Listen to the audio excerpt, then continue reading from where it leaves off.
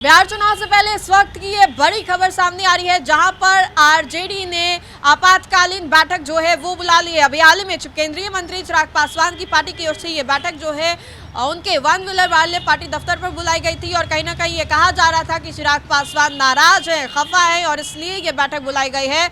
और इन सभी चीज़ों के बाद अब तेजस्वी यादव आरजेडी की ओर से ये जो बैठक है वो बुलाई गई है। तेजस्वी यादव ने आपातकालीन बैठक जो है आरजेडी की बुलाई है और कहीं ना कहीं ये इसलिए बुलाया गया है चूंकि जिस तरीके से बिहार के उप मुख्यमंत्री को लेकर के मुकेश सहनी ताल ठोक रहे हैं और बार बार ये बड़ा दावा कर रहे हैं कि बिहार का उप मुख्यमंत्री तो वही होंगे, और इसी के लिए ये कहा जा रहा है कि तेजस्वी यादव ने ये आरजेडी की आपातकालीन बैठक जो है वो बुलाई है।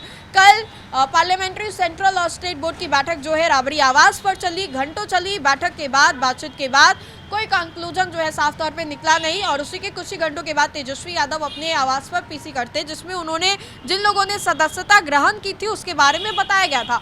लेकिन अब ऐसे में पेच फंसता हुआ दिखाई दे रहा है मुकेश सहनी का ये बार बार कहना कि हम बिहार के उप मुख्यमंत्री होंगे जब महागठबंधन की सरकार बनेगी। तो कहीं ना कहीं ये आरजेडी को भा नहीं रहा है। इसलिए नहीं भा रहा है चूंकि अगर वीआईपी ये कहेगी तो तब तो कांग्रेस भी कहेगी, कांग्रेस ये कहेगी तब तो भाजपा भी कहेगी कि भाई हमारे जितने सीट्स हमें मिलते हैं हम सभी को ज़्यादातर तो सीट जीतते ही है, उस हिसाब से हमारा जो जीतने का परसेंटेज है, रेशियो है वो ज़्यादा है, हमें भी कुछ मिलना चाहिए। तो वीआईपी जिस तरीके से बार बार स्टैंड ले रही है, कह रही है कि मुकेश सहनी कह रहे हैं कि महागठबंधन की सरकार बनते ही हमें जो घोषित है वो कर दिया जाएगा। उप मुख्यमंत्री को लेकर के कहीं कोई पेच नहीं फंस रहा है, लेकिन सीएम फेस को लेकर के फंस रहा है। वैसे में ये कहा जा रहा है कि जब एनडीए कह रही है कि आज से कल के बीच में अपना ये जो आंकड़ा है, सीट शेयरिंग का फॉर्मूला है वो तय कर देगी, तो आरजेडी को कहाँ वक्त लग रहा है? आरजेडी क्यों नहीं तय कर पा रही है? तेजस्वी यादव क्यों नहीं लीडिंग रोल में इस बार? तेजस्वी यादव को सीएम फेस आखिर क्यों नहीं कराया जा रहा है?